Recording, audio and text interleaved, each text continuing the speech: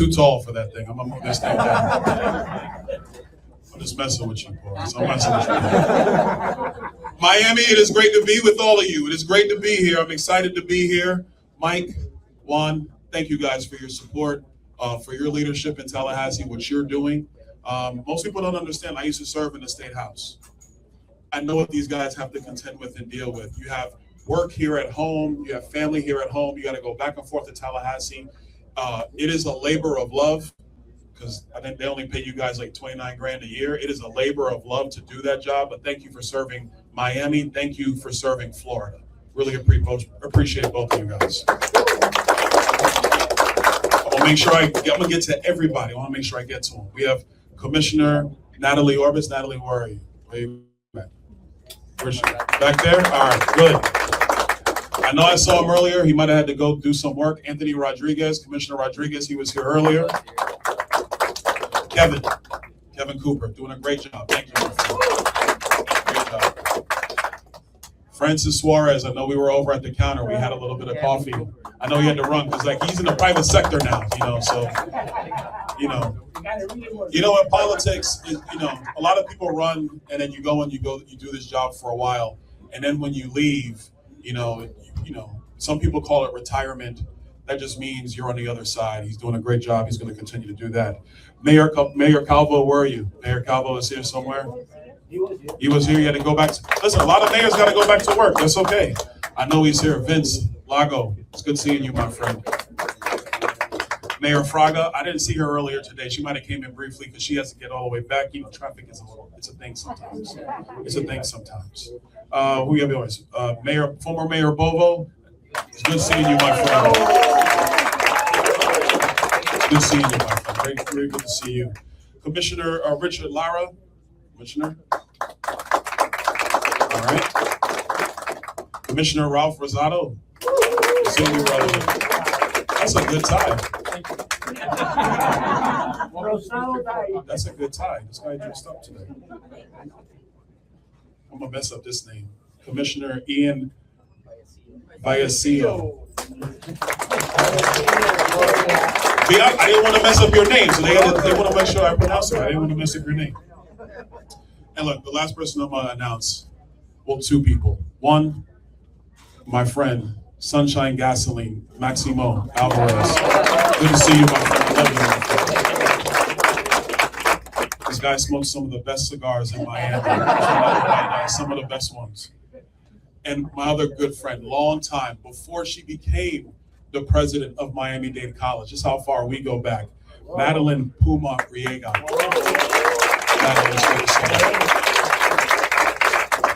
So here's a couple things we want to lay out, and we're gonna just ask questions. I have a great dialogue. I want to hear from you. But we got to acknowledge something first. We want to take a moment of silence for the 3 members of our armed forces who have lost their life in this battle against tyranny against Iran. So let's take a moment of silence for these fallen officers.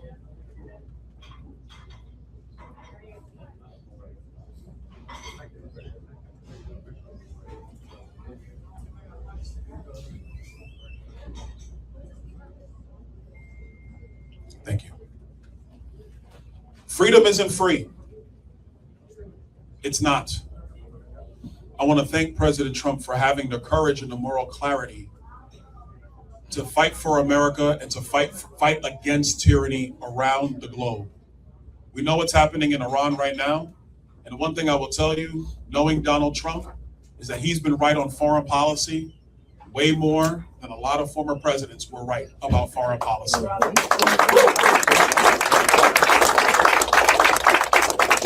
And even though we're going to see what happens as Iran continues to unfold, it is clear that President Trump and Marco Rubio, our Secretary of State, by the way, the best one we've had in 100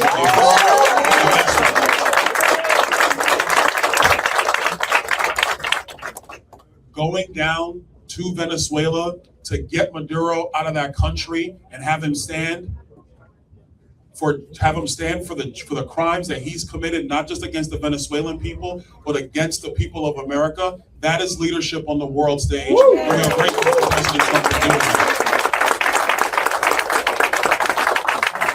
And And let me also say this, now that Venezuela has decided that they want to cooperate and work with the United States of America, something is happening to this island nation not too far away.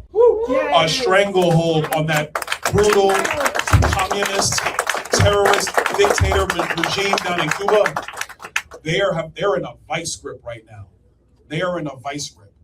And I know what you guys think. I'm gonna tell you what I think.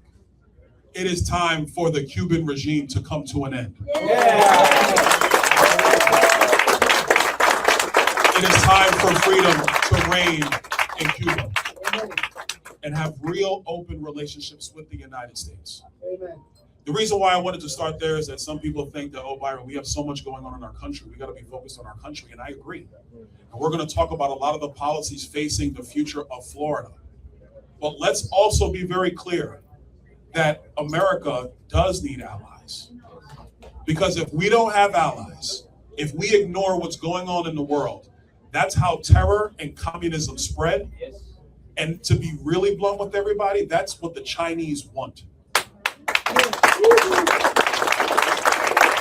The Chinese want us to ignore what's going on around the globe. They want us to ignore it, and they want to continue doing Belt and Road and all the stuff they've been doing in Central America and South America. And we're just grateful to have a commander-in-chief who takes these threats seriously, is putting the American people first, and is making sure that America has strong allies where we can keep this grand experiment known as America going for another 250 years. Amen. Now to Florida. I don't know if you heard this, there's a race for governor. I'm running to be your next governor. I'm excited.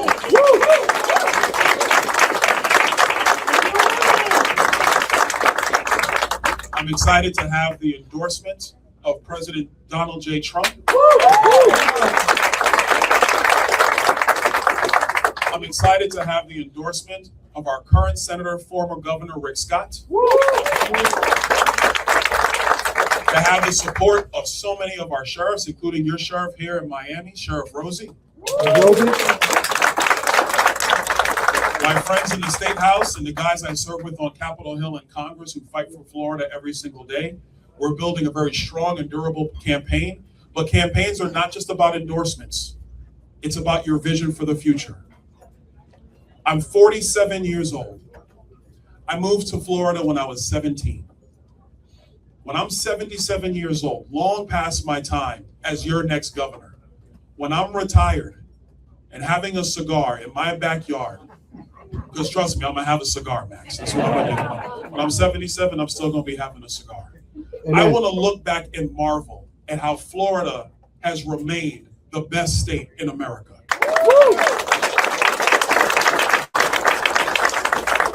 And so if we're going to continue to be the best state in America, the first thing we have to acknowledge is the great work of our governor, Ron DeSantis. He has done a tremendous job leading our state.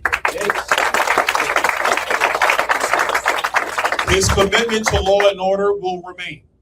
His commitment to conservative principles will remain. His commitment to common sense will remain.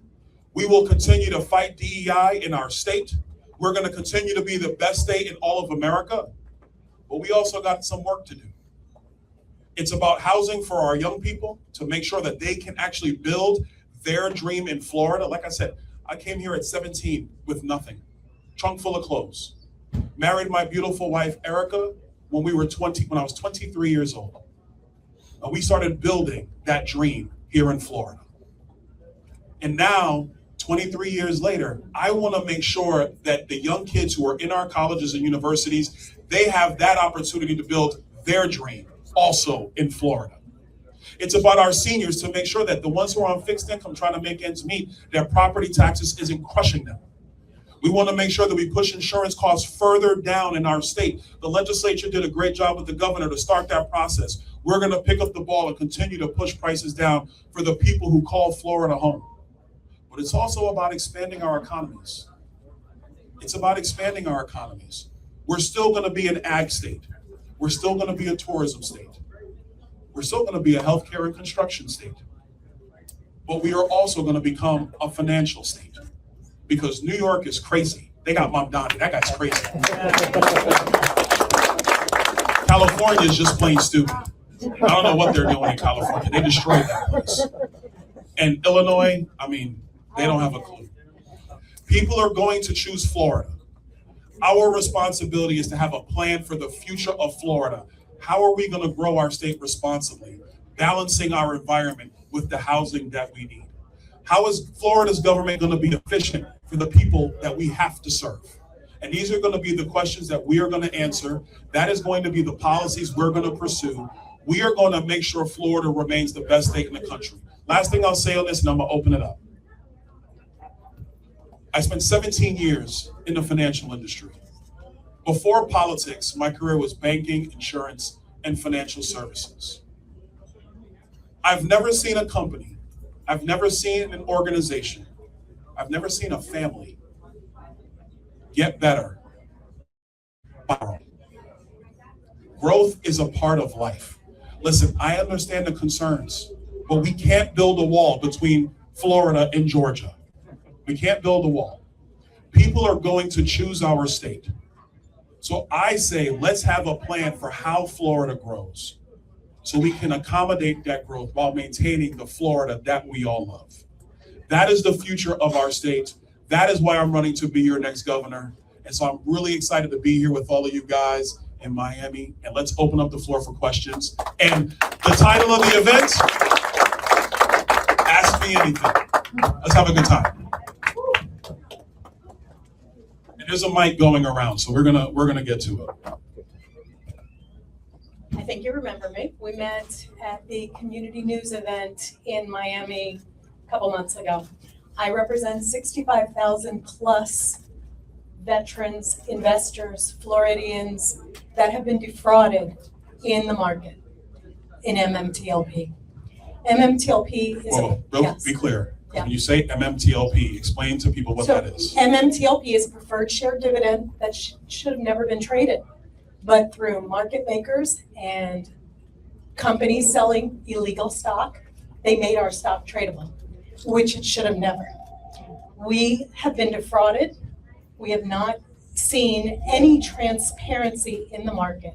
And as the next Florida governor, that is positioning Florida as a financial state, all we are asking for as the 65,000 plus investors is transparency. We want a share count. If there is nothing wrong with MMTLP, what's the share count? You, as well as 74 congressional members, signed a letter asking Gary Gensler for transparency, and we have dead to rights Gary Gensler under oath lying to Congress through a FOIA, which I'm going to present to you. I did present it in DC on January 12th, where we had a press conference on the steps of the SEC. So this is a big issue. A Florida company, TradeStation, admitted that they could not deliver our shares because they oversold them. Nothing has been done in Florida with TradeStation, and nothing has been done at the congressional level beyond signing a letter. We want transparency. Will you push as Florida governor for transparency in our markets? Great question.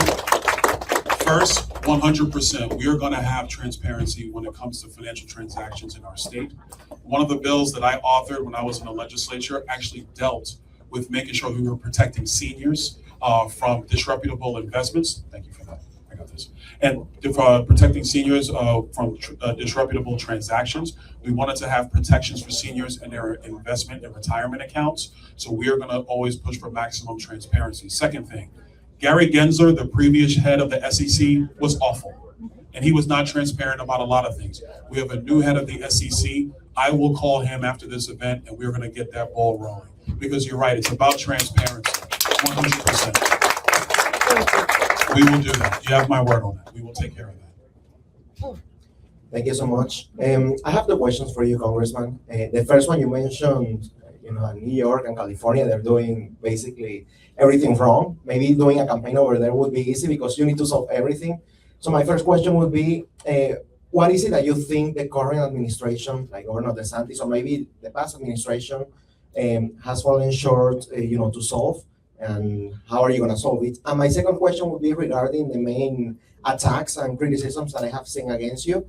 For example, I have seen on social media or even by the other candidates, they accuse you of being a flip-flopper. They mention that you change your stance, for example, on property taxes, or that you attack Governor DeSantis with, when he abolished Black history, from schools. So the question would be, how can people, or how are you going to ensure that people can trust you, to basically do the right stuff, which in some cases is not the most popular one? Real quick, hold on, let him keep the mic. I heard about the African American course. What were the other two?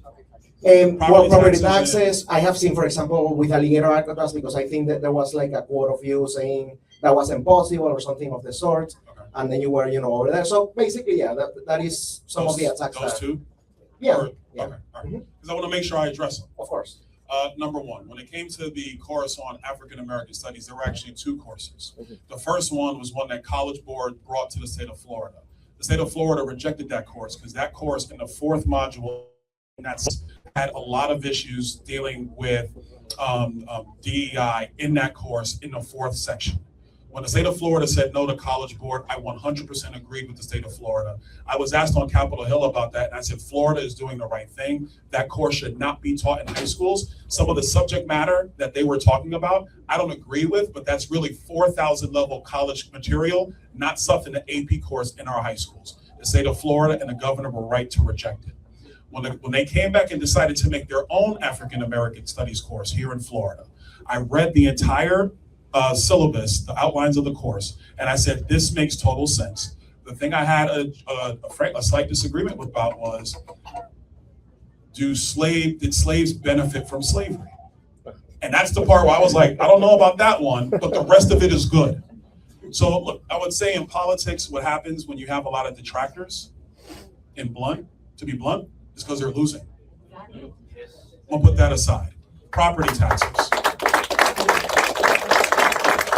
When it comes to property taxes, originally the conversation was about repealing all property taxes, homestead and non-homestead. Early on when this was a conversation, so I got asked about all property taxes, and I said, no, there's just no way you can do all property taxes. I think the governor obviously has gotten to the position of repealing homestead property taxes. I fully support the governor and what he's doing, because the truth is our people are not piggy banks for local government. Property taxes, homestead property taxes in particular, have doubled in the state of Florida the last decade. But your budget hasn't doubled in the last decade. And we have young people who are trying to get into the Florida economy, and they can't even get to the closing table. Forget owning the house, get to the closing table and get through escrow, because you have to front the first year of property taxes when you go into a new piece of property. So that creates a major barrier to entry for young people in our state. And for seniors on fixed income, it creates two problems. Number one, how are they going to afford it? They're retired now. The second piece is we have a lot of seniors who are now trapped in their homes. They can't even sell the house they're in today, because if they do and they buy a new house, their property tax bill is going to jump through the roof, because all the credits they've earned over years in Florida will evaporate because they go into a new property. So this is where the legislature, you two guys, and the governor and everybody else, we're going to have to figure out a game plan for how we do this. If they're not able to accomplish something, my first year as governor, we are going to either fully repeal homestead property taxes, or we're going to make sure that the people who are on fixed income in our state and young people trying to get into the game in Florida, we're going to have substantial tax relief for them, because they have to find a way to continue to call Florida home. Okay? What was the other question? Alligator Alcatraz, and also the first question. Let me answer the trust question. I got into politics about 16 years ago through the Tea Party movement. I was a registered Democrat when I was young. I'm from Brooklyn, New York. It's kind of one of those things. Changed parties in 2010. I became a conservative, a real conservative, in 2008. I remember my mother called me during the 2008 election, and she goes, aren't you excited that, about the election? And I go, what are you talking about, Mom? She goes, well, this is historic. This is great for us. And I remember I told my mother, and I said, Mom, I don't agree with Barack Obama. And you always taught me not to follow the crowd. but to research for myself. So that's what I did. I researched for myself, and I realized I did not agree with Barack Obama, so I didn't vote for him. In Congress, or frankly, at the State House level, I have one of the most conservative voting records in the country. Check the facts. I would tell, like the young people like to say, or Shaquille O'Neal, Google me, and you'll see it. If you look at my voting record, I don't care who's running the records, I have one of the most conservative voting records in the country. When I was in the state legislature, this is when the Marjorie Stoneman Douglas shooting happened. I think the number was about 14. There were about 14 Republicans that voted no on that bill. And the reason we voted no is because that bill took away Second Amendment rights of young people in the state of Florida. And I made a promise to my constituents that I would always protect their constitutional rights. And so I voted against my party. A lot of guys who support me today, I voted against them too at that time, because shall not be infringed means shall not be infringed.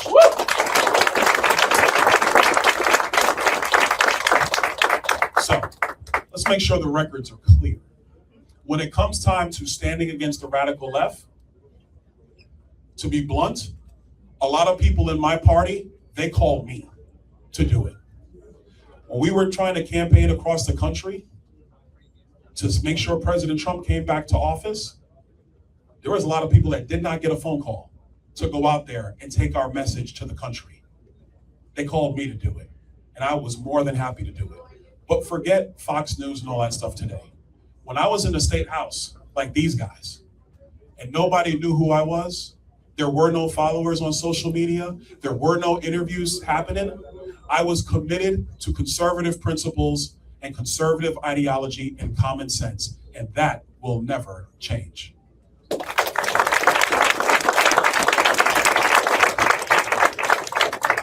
A crucial question. What are you going to do about the senior citizens, housing, and all these lotteries that are flow around in the county? You know, you got the numbers so and so, but you never get to get any one of these housing. Are you talking about affordable housing for seniors? Yes. Florida, we need probably around 700 to 800,000 more affordable housing units, attainable housing units in Florida. Overall, in the country, we need about 8 million. Florida needs about 10% of them because we're growing as a state. We want to make sure that we're cutting through all the red tape and all the noise when it comes to housing. We have to, and this is where some people get concerned because they say, but Byron, that just means there's going to be more growth. The truth is, growth is coming whether you want it or not. That's the truth. I believe we got to have a game plan, no game plan. Here in South Florida, a regional game plan in Southwest Florida where I live, Panhandle, I-4, rural Florida, and even the Duval area and Tampa Bay region. Each region needs their own growth management plan. As governor, we are going to work with local governments to deliver a durable growth management plan for the future of Florida. So we can build the housing we need, the affordable housing that we need, while also protecting rural Florida, protecting our agricultural lands, protecting our environment, the things that people love about Florida. If you talk about what it costs to put a new house up today, 30% of the cost is government. That's insane. We're talking about property taxes and insurance, but to house, 30% of the cost is government. And guess what? The developer is not eating the costs. The contractor is not eating the costs. You eat the costs. I eat the costs. The people who go buy the home are the ones that have to pay that. Government has to be efficient with people's times and efficient with people's money because money costs and time is money. And so the more time it takes to develop these projects and actually put a shovel in the ground, the more expensive it gets for you or it gets for anybody else.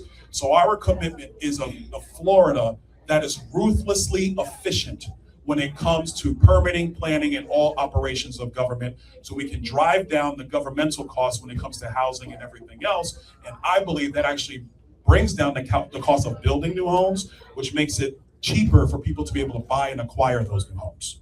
Is that fair? Byron, some of the main issues here in South Florida are communism, revolve around communism. So there is an anti-communist bill already that's already filed. that's really not being acted upon. How will you work with developers who are like basically on the Chinese or Hong Kong Stock Exchange to prevent them from building here in Miami-Dade County, especially directly across from our port and major buildings that people may not be aware of? Agreed. No, listen, this is a big problem. It's not just the Chinese, by the way. We do not want essentially front groups of our adversaries building property in Florida. And it's not just the communists, it's also radical Sharia. We do have an issue where the Muslim Brotherhood and countries that are not our friends, they do not believe in Western civilization, they do not believe in our way of life, where they are trying to build communities in our state. They're trying to do it in Texas too. They're trying to do it in Dallas right now. We are going to make sure that we stand in the way of that. We do not want that to occur, while at the same time balancing personal property rights. Because the foundation of our country is property rights and freedom of speech and freedom to petition. And those rights were not just enshrined in our Constitution because it sounded good. The framers of our nation, they watched the tyranny of the European kings for 1,000 years. And they knew that a system of government that respected individual liberty and economic liberty and religious liberty was critical to having this experiment of self-government continue. So we're going to be committed to self-government. That is going to remain, but we are also going to stop the communists and the radical Islamists from creating property in our state. We don't want that because they do not respect our way of life. They don't respect Western civilization. And if they're not going to assimilate to how we do our business, then we're just going to say thanks, but no thanks. Hello, okay. I came from California and New York, moved to Florida. I became a Republican as soon as I moved to Florida. You had a journey. Yes, I did. And I became a new citizen and Republican when I moved to the state of Florida. What drove me here was your leadership and your wife's leadership to education. And this is an education question. I know Florida leads as a nation as parent choice, school choice, which I love. And it's important. I have an 8-year-old, a 5-year-old. What will you do as governor to continue to expand those opportunities of parents? Education is becoming very expensive, especially in Miami. The school choice is incredible for people like me, but how will you continue to expand that for parents who have the future, who want to keep their children here, to grow in your financial vision that you have here? I don't want them to go to New York and work. I want them to work in the state of Florida. So I'm going to tell you that, what's your name? Matula. Matula. Yes.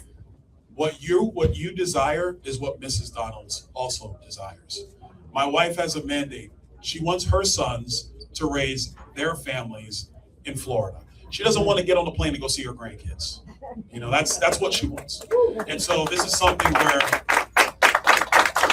for me, I talked earlier about being 77 and being able to sit back and look at how Florida has still remained. Part of that is our young people staying in our state and building their Florida dream here. You said you came from California. And New York. And New York. Well, the New York thing we share.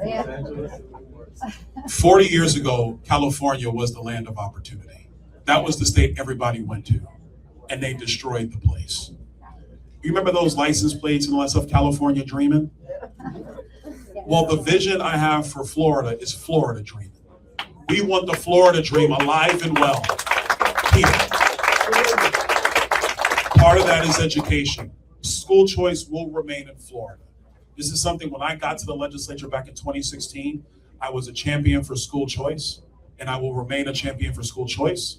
In South Florida in particular, the issue happening down here are seats. There just aren't enough seats for some of the private schools anymore. It's hard to build up the buildings in order to do that. That's one of the reasons when we're talking about permitting and housing, it's not just in housing. It's also been able to deliver private school seats if that's what parents choose for their child. We want to make sure that we're delivering those seats. This is also about working with the current school district. If there are schools where their enrollment is so low, then open up those classrooms for kids who are in other schools. That way, parents can actually take advantage of that within the fabric of Miami-Dade, or quite frankly, throughout the fabric of Florida. So that's how we're going to stay committed to that. I'll tell you this other story. When I got to the legislature, I used to only think about charter schools.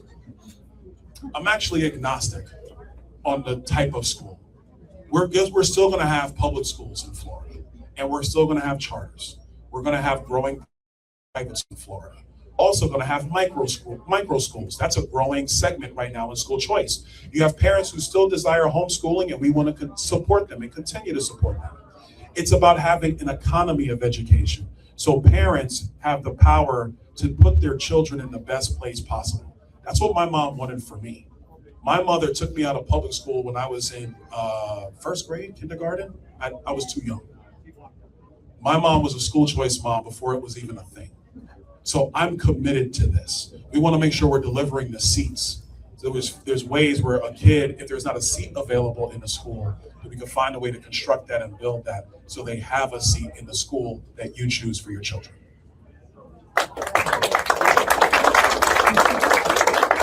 Congressman, over here.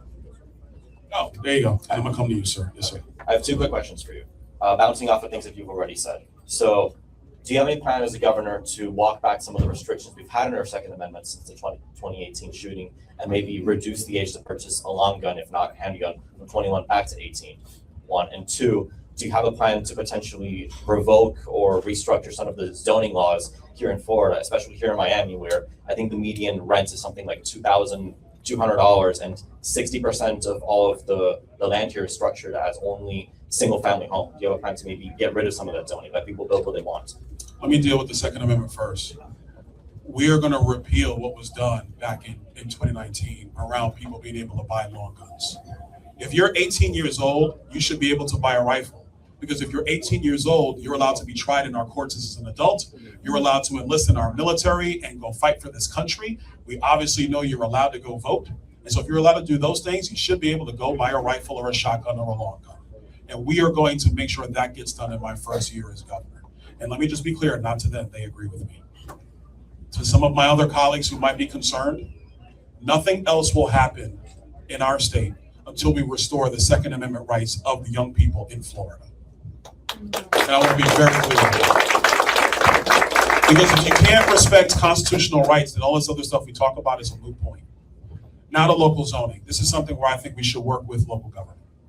We should work with local government on this, because part of regional planning is figuring out where you're going for not just housing, but the new roads that you're going to need, for commercial centers and where they're going to go, for some manufacturing that you're going to need it to grow your economies, and yes, some industry. I talked a little bit about finance. Let's talk about tech. Let's talk about tech in the future of our economy. What's going to happen over the next decade? Cape Canaveral, Kennedy Space Center, we're going to be doing it upwards of 500 to 1,000 launches per year out of Kennedy Space Center here in the state of Florida. We have a geographic advantage over everywhere else in the country, and we need to leverage that geographic advantage. When you do that, you have to start thinking about, well, where are we going to build manufacturing plants for commercial space? And how are we going to do that? So that's where I think regional planning is critical for the future of Florida. A lot of our counties have struggled with maintaining growth plans. And so we've seen as a result, a project gets put up over here, a project gets put up over there, this thing kind of drops over there. Hard to plan long-term road construction when you do it like that. So the roads get more jammed. We haven't really expanded them how we need to, and then people start to get frustrated. So to your zoning question, I believe we work with local government. This is the governor's office working with the county commission in Miami, in Broward, and in Palm Beach County about what is the growth plan for South Florida. Because here's what I know. All the mayors, some of them are standing over there. Here's the truth. People of Florida don't care what the jurisdictional lines are. They don't care that they went between Miami-Dade, Broward, and Palm Beach. They don't care if they're in Manala Plan, or Sweetwater, or Doral, or Hialeah, or the city of Miami, or the city of Miami Beach. They don't care. They're trying to live their lives, see their friends, pick up their kids, get to work, and move seamlessly from point A to point B. That's why the governor's office, in my view, we are going to lead on setting up regional plans for each part of our state. And they're all different. You know, Miami-Dade is a little different from the Panhandle. Little different. We want to make sure that we have growth plans that make sense for each part of Florida. So you can deal with the housing that is necessary while also thinking about the commercial development, which is also necessary. and we want to make sure we protect Florida in the process. Yes, sir. Yes, sir. You just answered my question. Hey, take this one. I was, my name is David Ramos. I was a procurement manager for Miami-Dade County, for the clerk's office. We had a lot of vendors trying to come here for electronics, maybe Motorola, IBM. But with the traffic problems in Miami, they didn't come. And those are a lot of jobs that are, starting jobs for people that immigrants that come, that, they don't know the English very well, but they can handle doing, transistors, stuff like that. And we need those jobs here. You answered most of the question already, because you just said we need to plan ahead. We need to have a very good, before we get these companies to come here, we need to fix the traffic. Miami's terrible in the traffic. And Miami is, like you said, it's very different from Tallahassee. It's a metropolitan, big metropolitan. And if we want to grow, we got to do that. We got to plan ahead, not wait till the things hit us. Okay? I like the way she thinks. I was in the economic committee with her. Oh, hey. Natalie, you're gonna be another mayor.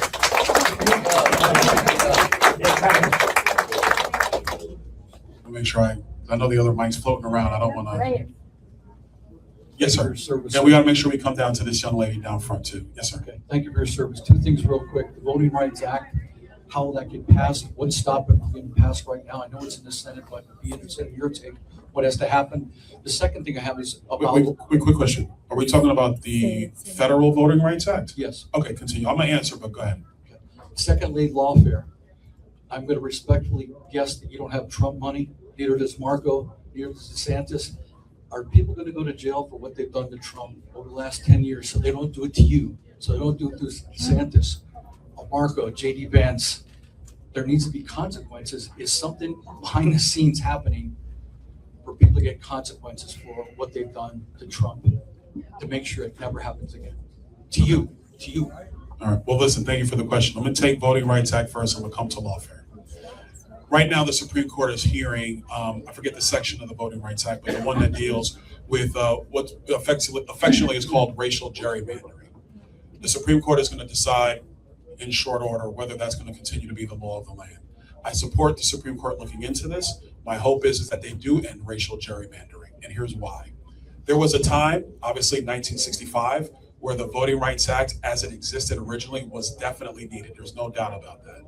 But we have to acknowledge the reality of today's America, where it's not about the color of your skin. There was a time where it definitely was. We know what happened. The history of our nation at that time was just not very good. That's just a fact. The Supreme Court has already struck down what they called essentially having to get pre-clearance. The Supreme Court already struck that down. I live in Collier County, Florida. Collier County was a pre-clearance county under the 1965 Voting Rights Act. I've lived in Collier County now for 23 years. I've never had an issue as a black man voting in Collier County at all. And there has not been any issues for anybody who's a minority in the United States in Collier County the last 25, really, frankly, years, casting a ballot in Collier County, probably longer than that.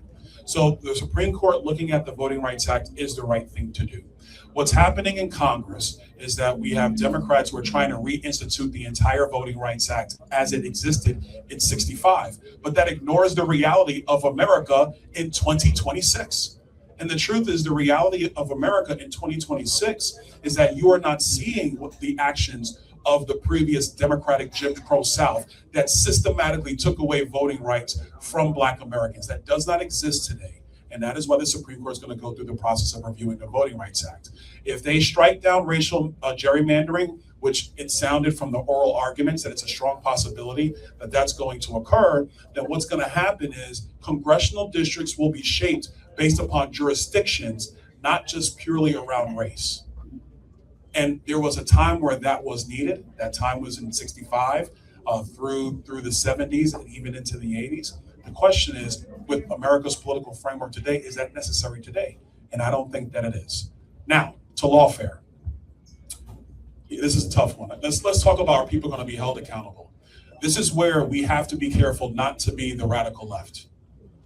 The very premise of our nation, in part, is the presumption that you're innocent until proven guilty. Even though in a court opinion, we could look and be like, oh yeah, you're guilty as hell. You're guilty.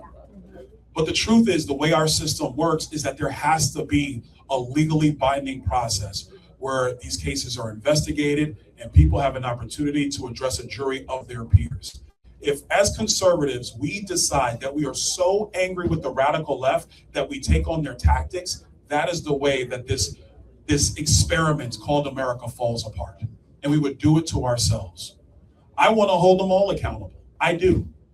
And I think in part the way you do that is you expose how tyrannical they really are, which we've done, and then they lose political power as a result, which has happened. I think the next step is, whether it's the Attorney General, Pam Bondi, or our Attorney General here in the state of Florida, James Zuthmeier, if there is probable cause to continue investigation and bring charges, go right ahead and do that.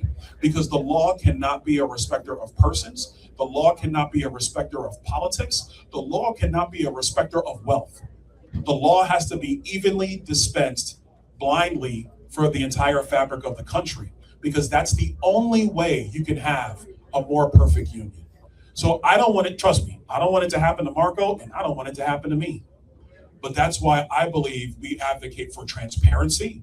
We expose this corruption when it occurs. I believe we have exposed that corruption as it occurred, and we've made sure the American people are aware of it. But the second piece is you still have to go through the legal process. And look, I get it. It's easy for the court of public opinion, especially on social media, to say you have to do this, you have to do that, you have to do that, or that means nothing happens. The truth is there has to be an orderly legal process, because if we let happen in America, quite frankly, what's happened in other countries around the world where the pendulum just swings, that destroys your country. And that's not a statement for me. We have watched this happen around the globe in many, many countries, Central America, South America, France in 1850, where the guillotines came out and you had the French Revolution, and that was destructive of the former French Republic.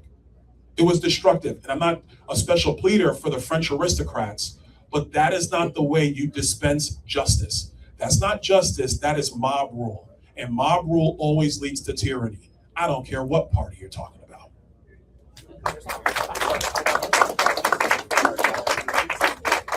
Oh man, all right. Thank you, sir. Hi, good morning, Representative Donalds. My name is Kivani Hicks. I am a small business owner and I'm also a college student, getting my bachelor's. I'm set to graduate this summer. Thank you. Thank you.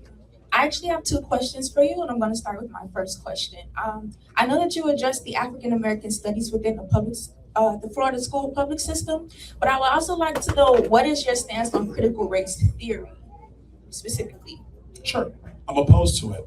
Critical race theory was a theoretical idea, quite frankly, of progressive professors that started in the mid 1970s. You can theorize about the issues of race. I don't think we should be teaching that in colleges. And the reason why is because then you create a worldview in the minds of a lot of young people today that assume that the country is against them. You're a black woman, I'm a black man. Here's the truth. If you wake up every day and assume that the country's against you, you've already shot yourself in the foot before you started the race. You can't do that. You can't do that. I had a town hall meeting when I was in the State House. This is 2018, 2019. I had a young kid in the audience. He was about 22 years old. And he said to me, he goes, I don't know if I can get ahead in America today. And I looked at him and I looked at my hands and I said, young man, you're 22 years old growing up in America today. This is the greatest time of opportunity in our country for young people in the history of our country if elected officials make sure that we have government being efficient, so you're not wasting your time and your resources in college classrooms which are giving you a degree that is not panning out to put food on the table. Two, we make sure you have a pathway to real success, not forcing everybody to get a college degree, because that's what happened to me and my generation. And we quickly realized just because you got a piece of paper doesn't mean you're on a pathway to being successful.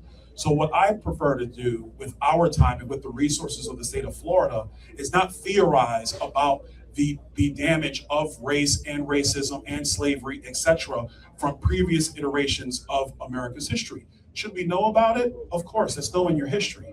Should we dwell on it and have it shape the worldview of our citizens going forward? No, we should not. We should not tell a young white kid that they now have to take a step back for another kid. We should tell all our kids, this is how it works. You have to work hard. You have to be passionate. You got to be focused. A lot of times when you're building a business. You built the business. Yes, I did. Thank you. Did you build that business worrying about anybody else? Actually, no, I didn't. I built that business worrying about myself, my future, and who I wanted to be in this world and who I wanted to show up as. You said it better than I could. Thank you. And that's rare, because it's rare somebody says it better than I do, but you did. But that's the path to success. The path to success is what you just described. So I commend you for that. Thank you. Thank you. And Representative Donalds, I just have one more question. So in Miami, we used to have programs for teens for them to get a job during the summers. We had a bunch of summer programs, and we no longer have those programs anymore. We have programs for teens to get into the arts, finances, just like you, just different jobs. We don't have those programs anymore, and I just would like to know, where do you stand on implementing programs for teens to keep them out of the streets, to give them a head start in their lives, and just to give something to the younger people? Well, I want to examine those programs in part because I do agree it's important for young people to work. I think it's critical. Apprenticeships going forward are going to be essential for the workforce. When I say not everybody should get a college degree, and I believe this, not everybody should go to college. I think a lot of people need to get the skills and the credentials they need to go directly into the workforce. When I travel the state of Florida, a lot of our business owners, you're the latest in the long list, they're not college graduates. They had a job that they worked at, they were passionate about, they figured out how to bring it together and buy a truck or buy a piece of property, and they started building, and then you look back years down the road and they employ so many people, a lot of them college graduates. So I think it's important to explain to the young kids, if you have a job in the summer, that is a good thing. If Miami-Dade and the state can help you get there, let's examine the finances of that, because we don't want to start a program, sounds cool, but then we don't have the money to continue the program. But when it comes to technical education, workforce education, we have a strong commitment to that. I want children, whether they graduate high school, the state college system, or the university system, that when they walk across whatever stage that is, they have the skills to put food on the table, put a roof over their head, find that girl, I'm a guy, so I'm gonna say, find that girl, get married, have some kids, and build their dream in Florida. Yes, ma'am. Good morning, Congressman. Good morning. Good morning to all the audience that is present today. Kevin, please, if I lack a little bit of English, Doing great. please feel free to translate. First of all, I want you to know that I'm gonna be working with Kevin Cooper. I'm a committee woman, and I will make sure to give my best to be able to have you as our governor in the future. Thank you so much. So second bit, I'm here on behalf of my 18 years old son. I'm very proud to listen to you today and knowing that the youth and children in general are very important in your life. So to give you a little bit of context, I'm gonna ask for just 1 minute. My son and myself, we had the opportunity to meet you in Doral when we met Trump also, because my husband was in charge of Trump Force One at that moment. That's why we had the opportunity. And he wanted me to be here today, my son, to thank you, because you were a very important person on his life path. So last year, when he was getting graduated, dual major, excellent student, he started receiving all this opportunity to attend colleges. So he was overwhelmed. He didn't know what to do. And he said, you know what, Mommy? I'm gonna read about Byron Donalds. I remember that I met him in Doral. So because I'm saying this, one of the great offers was to study in FSU honors. And yes, and he learned about you, he learned about your path, your trajectory, and he was very impressed. And he said, probably based on these facts, this will be my right path to take. Now he's thriving, he's excelling in FSU, he's studying again, double major mathematics and physics, and he's also looking to be part of AMM through the missiles program, research program. And one more time, that's because of you and the American dream that is possible for a lot of people that came from Venezuela or any Hispanic countries. Thank you so much for your time and listening to my story. Thank you. And I'm happy for him. Tell him I said go Knowles. Tell him I said go Knowles. Great, thank you. I think we got time for one more, then we gotta wrap. Oh, we don't? Oops. Well, I did. We got time for one more. Yes, sir. Last one. Last Hi, question. my name is Adrian. I got two questions for you. One of them is we got a task force created last month to investigate all those agencies who make illegal business with the Cuban government here in Miami-Dade. We got Daria Fernandez. We are investigating over 150 agencies working without license. Are you willing to take this to a state level, not just Miami-Dade, to the whole state?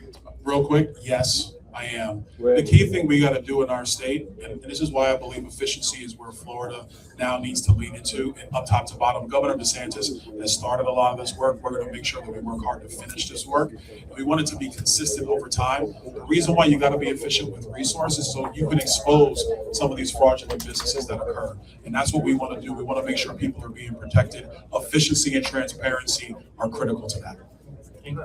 My other question is, during the last investigation, Blaise Nolia knows that he also knows that there's over $406 million misspent here in Miami-Dade. There is no accountability for it, and that's money coming out of public. I'm a 26 years old and I have 2 jobs.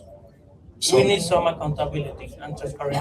here's how this, you're right about that. Here's how I see this working.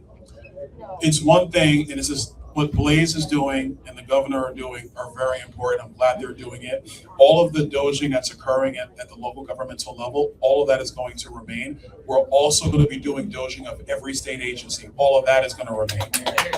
All of it. But hold on. One thing I want to add to that. It's one thing for that to occur, and then we explain what we found at a press conference or tell the press or whatever. You know how when there's like a hurricane or there's an emergency and you get a text message?